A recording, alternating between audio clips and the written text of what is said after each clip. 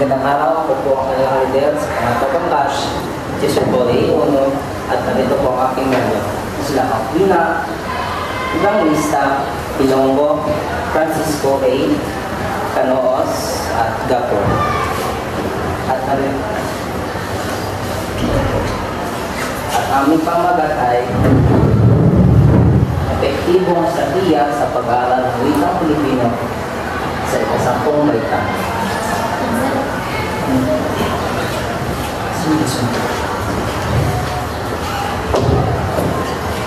Palimutan. Ang wikang Pilipino ay pambansang wika ng Pilipinas, isa sa pinakamahalagang bahagi ng ating kultura at pagkakakilanlan. Ngunit sa kabila ng kahalagahan nito, maraming mga Pilipino ang nahihirapan sa pag-aaral at paggamit ng wikang Pilipino. Ayon kay Bayados, 2018 to 2019, ang strategiya ay isang palahad na pagpaplano para sa isang sistematikong paglalahad ng mga alaming pangwika at batay sa isang bulog. May pagkakatulad din dito ang pagpapahulugan ni Brown 2021. Ito ang palahad na plano para sa isang sistematikong presentasyon sa wika na batay sa magkatuluhang panlulog.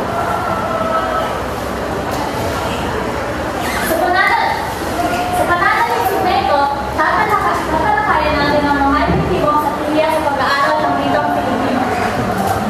Layunin ng pag-aaral na ito ang makatulong sa mga mag-aaral ng magluto at pag-aaral ng maayos ng wikang Pilipino.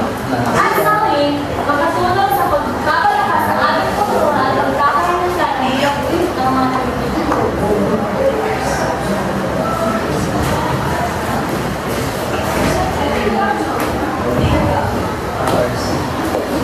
Ang suliranin ng pag-aaral namin ay, una, anong mga estratehiya ang pinakamabisang paraan ng pagtuturo ng wikang Pilipino sa mga mag-aaral? Ikalawa, paano makakabuti ang paggamit ng mga estratehiya sa pagtuturo ng wikang Pilipino?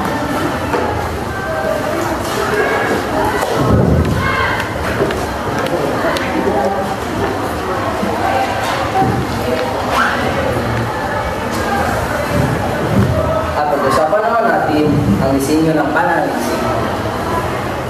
Ito ang pangkalahatang strategiya na pinili ng aming pangkat upang pagsamasamahin ang lahat ng bahagi at proseso ng aming pananaliksik. Ang disenyo ng aming ginagamit sa paksang epektibong strategiya sa pag-aaral ng wikang Pilipino ng mga mag-aaral sa ikasampung baita ay kwantitatiibong disenyo ng pananaliksik, kung saan ito ay nagbibigay diin sa mga sukat, layunin, statistikal na datos at matematikal na kasangkapan para makamit ang mga resulta.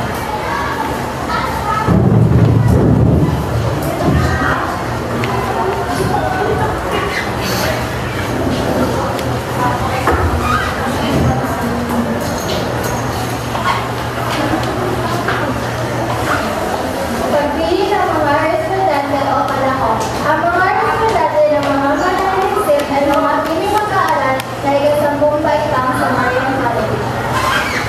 Ang napili namin na respondente ay mga ikasampung baitang.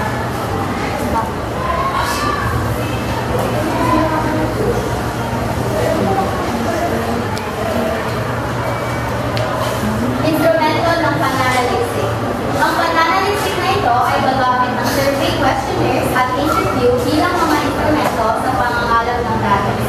Sa pamamagitan nito, inaasahang makakalap ng masusing impormasyon tungkol sa epektibong estratehiya sa pag-aaral ng wikang Pilipino.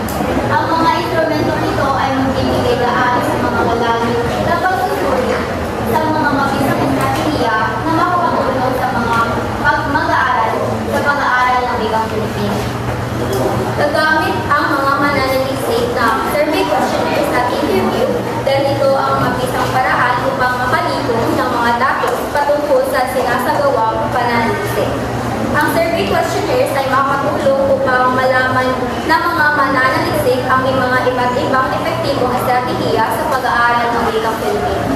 magsisilbing ito gabay sa mga mananaliksik upang mas palawakin ang kanilang kaalaman at impormasyon dahil sa instrumentong ito at nitong datos.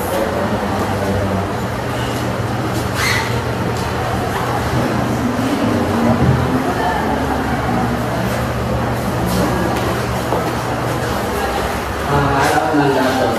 Sa pananaliksik nito, mangangalap kami ng datos sa pamamagitan ng survey at interview. Kung sa kasalukuyan, hindi pa naisasagawa ang survey at interview, ngunit ito ay nakakatakdang isagawa sa susunod na libro na pananaliksik. Ang mga mungkahing ito ay makakatulong upang mapapabuti ang mga pamamaraan ng pangangalap ng datos. Sa pananaliksik na ito, ang pangunahing layunin ay ang pag-aaralan ng mga epektibo at strategiya sa pag-aaral ng wikang Pilipino upang makakuha ng mga pinakailangang datos.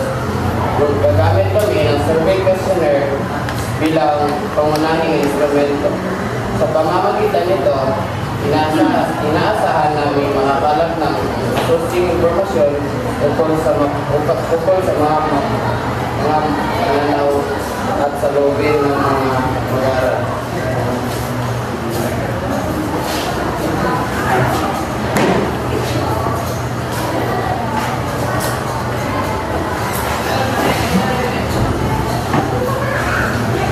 So, treatment ng modal.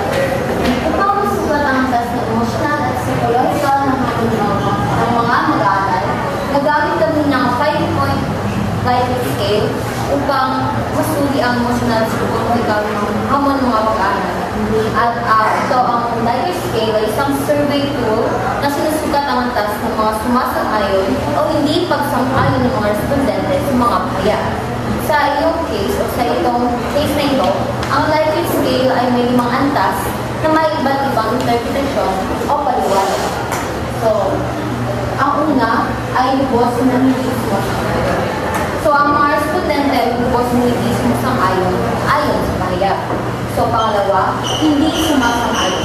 So, ang respondente ay hindi sumasang-ayon, ngunit hindi kasi hindi ng antas ang pinakaunang antas. So, ang ito, hindi tiyak, pang-apat, sumasang-ayon, at pang-lima, lubos na sumasang-ayon.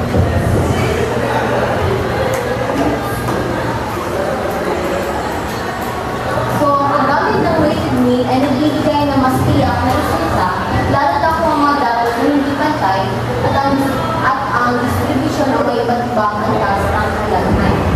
So, ang weighted mean ay isang pamamaraan ng pagkalkula kung saan ang bawat sagot ay dinibigyan ng ibang o weight batay sa kahalagahan nito. So, ang TWA or total weighted average ay ang kabuuang halaga ng mga scores ng mga respondente at ang N naman ay ang kabuuang bilang ng mga mag-aaral na sumagot sa survey. So, ang formula dito na aming gagamitin ay WA is equal to TWA over N.